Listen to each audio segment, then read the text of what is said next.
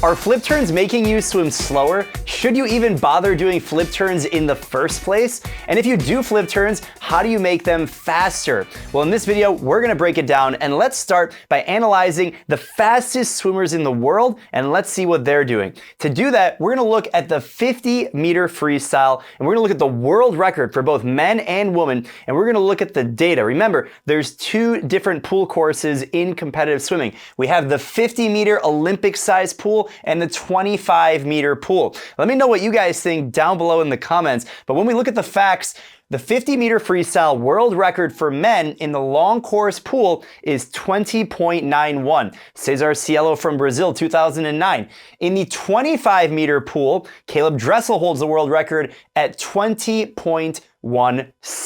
So as you can see, there's a 3.7% difference, and this is for the fastest male swimmer in the world. Now let's take a look on the female side. The 50-meter freestyle world record, Sarah Hoistrom, 23.67, and in the short course pool, in the shorter pool where you have to do two lengths and you get one flip turn, 22.98. The Dutch women are fast, but there's still a 3% difference in the long course and the short course version of that. Now I know what you're thinking, that's just the 50-meter freestyle. They have to do one turn. Maybe it's an anomaly. What if we stretch it out and we look at the longest event in competitive swimming in the pool, and that is the 1500-meter freestyle. If we look at the 1500 freestyle, the men's side, 14:31. That's Sun Yang, that's the world record. And in the short course pool, it's a 14:06. That is a 2.9% difference. It's like 25 seconds. That's pretty dramatic to do the same distance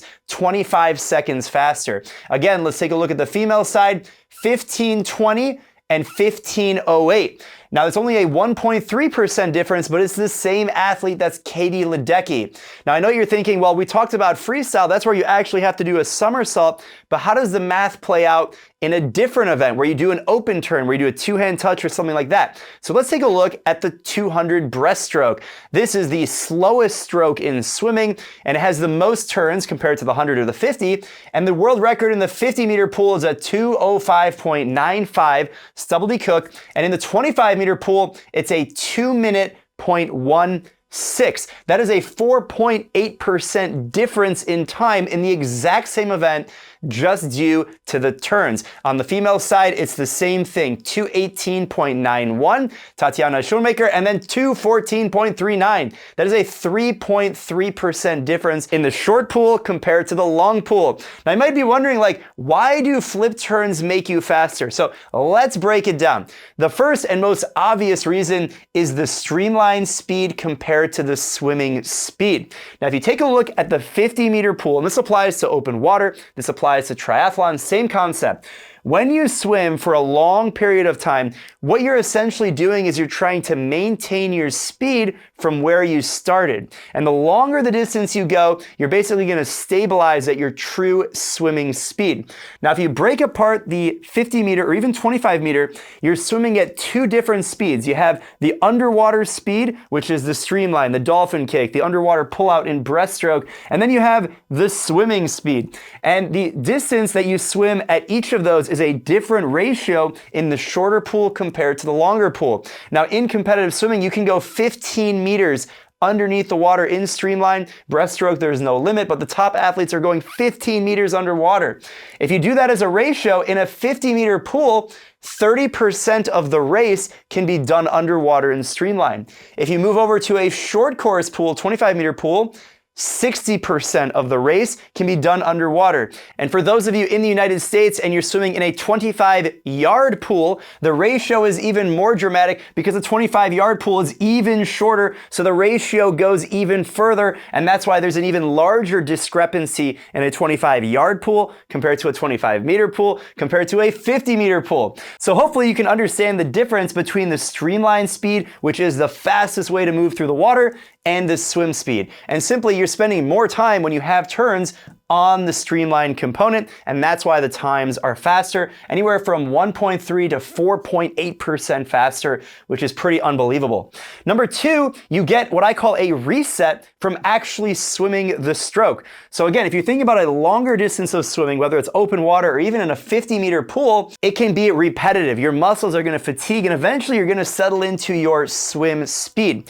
When you have more turns, you're getting a reset. So you're actually able to push your body harder for shorter distances. And because of that, your muscles actually get a break from doing the actual swimming. And it changes up not only the underwater part versus the overwater, but the muscle groups that you're using are actually different in the different components of the race. And then that ties into the third reason why flip turns make you faster. And that is because the stroke mechanics can actually be less efficient. You heard that right, less efficient in a shorter pool, and you have more power driven in that shorter pool. So to summarize, in a longer pool, it's more critical that you have stroke efficiency, because if you don't, you're going to slow down and fatigue more quickly. In a shorter pool, your fatigue doesn't actually matter that much because you're only going to do 5 to 10 seconds of actual work, swimming work, if you're a really fast swimmer. I mean, think about the analysis I did on Caleb Dressel and Jordan Crooks going 17 seconds in the 50-meter freestyle. They're at 15 meters in 4 seconds. There's only another 4 or 5 seconds of actual swimming, underwater for another few seconds, and then the race is over. So because of that, not saying that these guys have inefficient strokes, but the efficiency does play a factor. And that's why if you're swimming in a long course pool, if you're doing open water, it's even more important to really focus on your stroke mechanics and your efficiency, because that's what fundamentally matters the longer the race becomes and the less dependence you can have on actual flip turns. Next, I want to share if you should even bother doing flip turns. You probably do if you're watching this video. And more importantly, if you are doing flip turns, some pro tips so you can swim them faster and smarter than ever before and take advantage of everything that we just talked about. But you know what? Who needs flip turns when you can swim in your own pool? What's going on, swim fans? I'm currently standing in the Michael Phelps signature Momentum Swim Spa. This model has an adjustable current that is great for all levels. You can focus on your technique, swim all 4 strokes, and you can do it all from the comfort of your own house. I love how easy it is to adjust the speed and swim at my own pace. I can go from really slow all the way up to sub 1 minute per 100 meters pace, which is absolutely flying. I've been in a few different models, and what I love about Master Spas is how it gives you a really good workout, and it also doubles as a spa. It combines the benefits of swimming with the therapy of a hot tub. You have to give it a try, so head over to masterspas.com/MySwimPro to get $1,000 off a swim spa or $500 off a hot tub. Now, if you don't mind, I have to get back to my workout. Even if you don't have a Master Spas in your backyard or in your house, let's talk about these flip turns. First of all, what is your goal? So if you don't know how to do a flip turn, or you get tired of doing flip turns, or you're kind of getting lazy, you know how to do flip turns, you don't feel like doing flip turns, like what is your goal? If your goal is to compete, you want to be fast in a short course or long course pool, you've got to do flip turns. That answers your question. If you're thinking to yourself, you know what, I do open water, I do triathlon, my goal target, whether it's a competition or just swimming for fitness, like I don't really care if I do flip turns or not, because I'm never going to do them in competition or in my daily routine. So why do I need to do flip turns in the first place? And I'll tell you what, it's all about skill development. If you're trying to better yourself, if you're trying to improve, you've got to find the next thing to work on. So if that's flip turns for you, fantastic. Set the goal of doing a flip turn on every single time. Every opportunity you get, you're going to do a flip turn. On top of that, if you are trying to swim fast in open water or whatever, you want to maximize your speed off the wall so that you can translate it into your actual swimming, because you want to train your body to swim faster and higher in the water.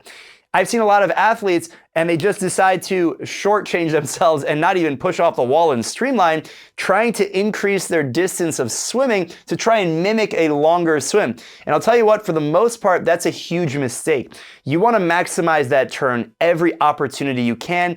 And if you can't do the flip turn, you should be maximizing your streamline, not necessarily the distance you get off the wall, but the speed that you can transfer from the underwater part into the actual stroke. And that's what I'm talking about with skill development. Not only that, when you learn the flip turn, you're actually going to build not only your speed, but your capacity for holding your breath. I mean, think about it. When you do a flip turn, the alternative is taking a huge breath, and that breath isn't building your capacity. So if you're thinking about how do I level up my swimming, you're trying to train your capacity and build your speed and your endurance. And at the end of the day, it's up to you. So if you feel, you know what, I don't want to do flip turns, I just enjoy swimming, that's fine. If you're trying to compete, if you're trying to level up, if you're trying to build your skills, then don't be lazy and make sure you do your flip turns. And if you don't know how to do a flip turn, I did an awesome 5-part series that breaks it down. So make sure you check out that whiteboard, how to do a flip turn in 5 steps. Now, the moment you've been waiting for, if you're a swimmer that already knows everything I've talked about and you're just here for the ride, shout out, give me a like and comment, let me know what you think. But how do you improve your flip turns? How do you do this faster? How do you get a 5-second spread in your short course to long course? I'll tell you what, let's talk about it. It's all about practice, practice, practice. Now I know you've heard it before and I'm gonna say it again. If you want to be good at something, you have to do it over and over, but not just mindlessly. Don't just mindlessly do your flip turns. You have to have intent and focus. You have to set smart goals for yourself. You have to not be lazy when you approach the wall. Make sure you count how many dolphin kicks you take and be consistent every opportunity that you get. Not only that, motivation is easy. I'm giving you a pep talk right now, but the discipline is the hard part. So I can motivate you. You can listen to this clip over and over and over, but at the end of the day, don't be lazy. The discipline is the thing that's going to keep you going even when the motivation is gone. When you don't have me yelling at you, when you don't have your coach yelling at you, you got to stick with it. And that's where discipline comes in. And that goes back to your why. Why do you swim? Are you trying to compete? Are you trying to go a best time?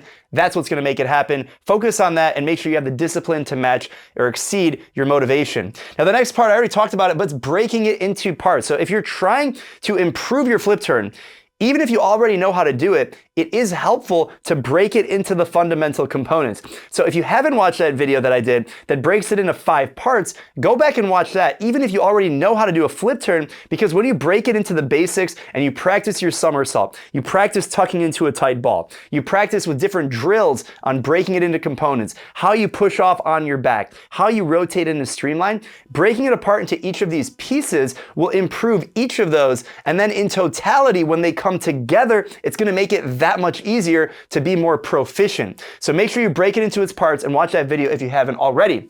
Next up, you've got to train with equipment. Now, I've heard some mixed thoughts about this, but here's my perspective. If you just train with your hands and feet that God has given you, you're going to develop a certain level of skill. If you add my favorite piece of equipment for this, which is fins, you're going to all of a sudden get that little boost when you push off the wall, and your dolphin kicks are going to be a lot easier to maintain distance. So I'm not saying always swim with fins, but if you're doing certain sets and you have fins on, this is your opportunity to really work your walls, to make sure you're tight going through the turn, you push off on your back, and you really work those dolphins, and you can almost exaggerate what you can do in reality with the fins, and that trains your lungs, it trains your muscle memory of what it feels like to have these Herculean or Michael Phelps, Caleb Dressel style turns where you are just an absolute monster coming off the wall. And finally, watch and learn from the best. I can tell you it means so much to be in the environment, and if you can watch it in real life, that's awesome. If you see someone who has amazing flip turns, amazing underwaters, pullouts, it makes it that much easier for you to do because you've seen it. Seeing is believing. And when you see someone do it at a certain level, it pushes you to do it, whether that's in practice at a competition or online. So if you enjoy this type of content, make sure you're subscribed. Let me know what questions you have down below in the comments, and happy swimming.